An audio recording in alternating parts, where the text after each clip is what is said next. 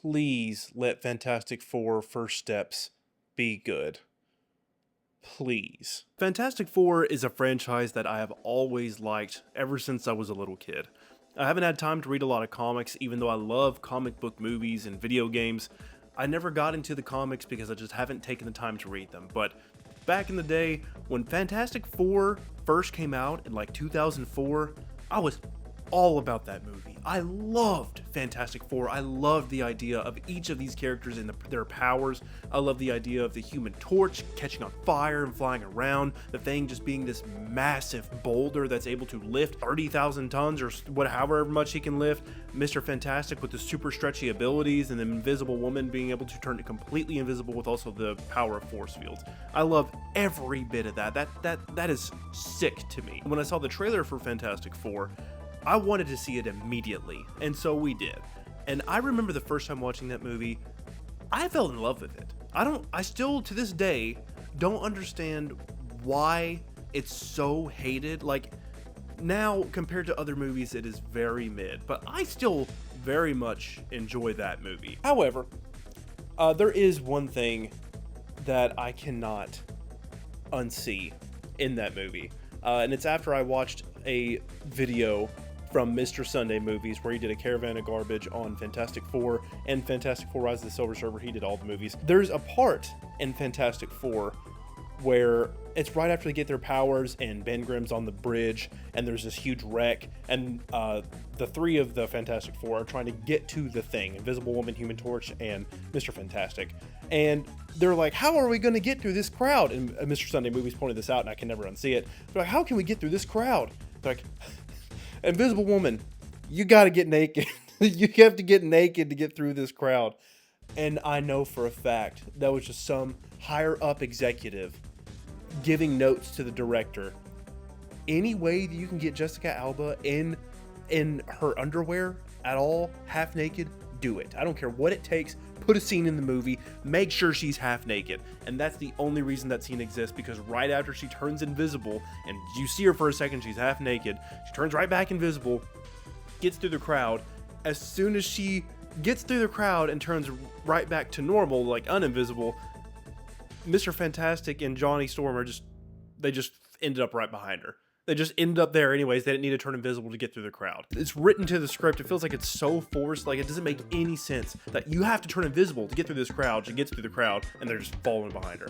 Like, any excuse to get Jessica Alba in her underwear, they made sure they included in the movie. So now, because of that one scene, it ruins the whole movie for me, because it shows me what kind of people are behind the movie, the director behind the movie, and then all the other stuff he's also said, which is horrible. I just want a good Fantastic Four movie. And the one that's on me right now is Rise of the Silver Surfer.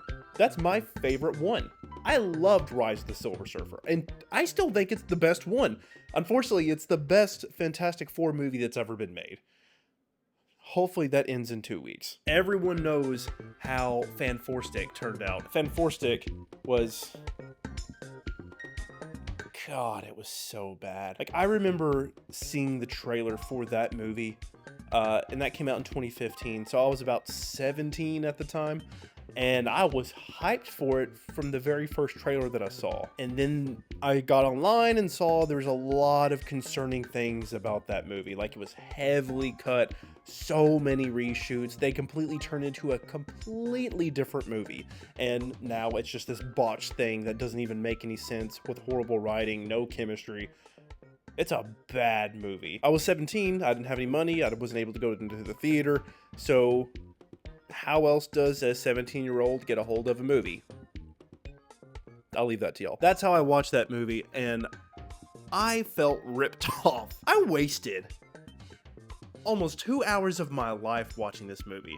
And the thing that is so memed on, and it's rightfully deserved so, the last thing that is said right before the black screen hits. I remember watching that for the first time, and I'm like, it's fantastic. Yes, it is. Guys, I got it. Ready? Yeah.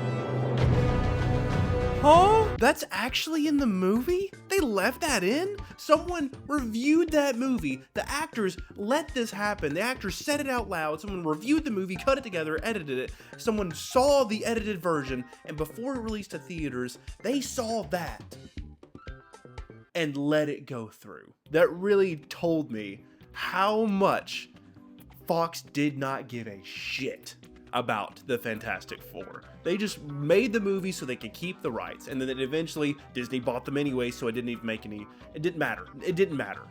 And that was such a bad movie, man. I wanted it to be so good so bad because all the actors in it are great actors and actresses. It completely went to waste, man. That movie is genuinely a shame. And now it brings us to Fantastic Four First Steps. When I heard that Disney bought Fox and they owned all the stuff that Fox owns, everyone was so excited because they're like, oh, they're gonna make X-Men. They're gonna get the rights to all these different Marvel characters and Predator and whatever else they own. The first thing I thought of was they can finally make a Fantastic Four movie. And at this time, when Disney bought Fox, they were making decent Marvel movies. Marvel was really on top. And now in the past few years, everyone knows how much the quality has diminished of Marvel movies. So now everyone's a little scared, including me. That's why that's the whole point of this video. There has never been a Fantastic Four movie, and that's really unfortunate because I know there is. It's there. It's there. The writing is there. The characters are there. We just need someone behind it that really cares and really wants to make a good movie, and the higher up executives don't get their little shitty hands in it. I know it has so much potential to be such a great movie. So when Disney bought the rights for Fantastic Four, I was so excited. And then Pedro Pascal got casted as Mr. Fantastic. Great. Vanessa Kirby as Invisible Woman. Fantastic. Joseph Quinn as the Human Torch. Great. And then, oh damn it, what's his name? Eben Moss-Bachrach. I hate the cousin from The Bear. I can't remember his name right now. I'm so sorry. I feel like I'm disrespecting him so bad. He's a great actor, but him as the Thing, God, it's so good. The actors are great. The aesthetic of the movie is great. Whoever came up with the idea of making it like a 1950s retro future, God, that's such a great idea. It's so good because that aesthetic of the Fantastic Four, especially in the old Fantastic Four, it fits so well in a 1950s aesthetic, but like a retro future thing, it's so good. It looks amazing. I just, even the aesthetic and the design of everything is great. The Thing himself has that rock unibrow. He looks like he's pulled straight from the comics, and that rock beard in that one trailer, oh, that looks good. That looks so good. And then my favorite thing about the Human Torch is that, he's got that charisma like he always has, but he doesn't seem like an overly big jerk like Chris Evans. Oh, it's the dancing scene. Cringe. The Human Torch doesn't seem like overly an asshole. He looks like, he's teasing people, but he looks like he's genuinely trying to be like a friend to people while teasing them at the same time. There's been a few snippets where he's teasing the Thing, but they kind of smile at each other like they're family. They're like brothers that teasing each other, which I love that. And then also the design of the Human Torch. When he first catches on fire, he's got those red eyes. Those red eyes that you see in comics and the video games. Oh. So good. There hasn't been a lot of stretchy stuff from Mr. Fantastic. I feel like they're kind of scared to show that off because they're afraid it's going to look goofy. But I've only seen Pedro Pascal stretch, use his powers, maybe I think twice in the trailers. I'm trying not to watch too much of it. And then Vanessa Kirby, of course, the force field and the invisible. Now that's always looked good, I think. So the Silver Surfer. Oh, what's her name? I'm forgetting everyone's name. Oh my God, Julie Garner. Is that her name? The way that she delivered that speech in that one trailer. I herald his beginning. I herald your end. I herald Galactus. Oh God, that's so good. And her face while she's doing it. I'm excited for that. I'm really excited for her to be the Silver Surfer. And then Galactus. In this movie, where they did him dirty as a big, stupid fucking Cloud. I can't stand that. I didn't even know. I knew who Galactus was before I watched this movie when I was a kid. I had no idea that Cloud was supposed to be Galactus. And now in this movie, he's actually a giant man roaming around, dude, with the helmet and everything. And then on top of all that, on top of him being pulled straight from the comics, he's voiced by this dude. Things are very couched in secrecy and codes and everything, so you don't really kind of know what you're getting involved in at the start. So I was asked to get involved in this video game. I remember when he got cast and I looked up a video of what he sounded like. I was like, perfect. This movie's going to be great. The voice alone from him, I'm so glad they haven't shown his face or anything, or he hasn't talked in the trailers. I want to save that for the movie. I'm really excited to see that. So after all the trailers, after everything that's been shown, there's so much marketing for this movie. I feel like I've seen this more than any other Marvel movie, and that's also because they're trying to get back on top. They know that the last few movies, especially Thunderbolts, which was a shame, that was a good movie, flopped. They're trying to make sure they get this in front of everybody, to make sure everybody goes to the theater and see this. And they're letting everybody know this is Marvel Studios making the Fantastic Four. And they're trying to make it, give you that good, like, comedic, serious thing that Marvel movies have. Like, they're marketing the hell out of it. They really need this to do well. Really need this to do well. So, and I'm trying not to think about the future of the MCU, because if I do, it makes me worried, because I'm glad that this Fantastic Four movie is like in a separate universe or whatever they're trying to do, to where it's its own thing. Like, it doesn't seem like, at least, there's no Captain America, Iron Man, Avengers, nothing. Like, the Fantastic Four is the only people in this universe, and I really like that. I can't wait to see how they're going to react with other characters in the future, but I like how this is its own story and they don't have to rely on anything else.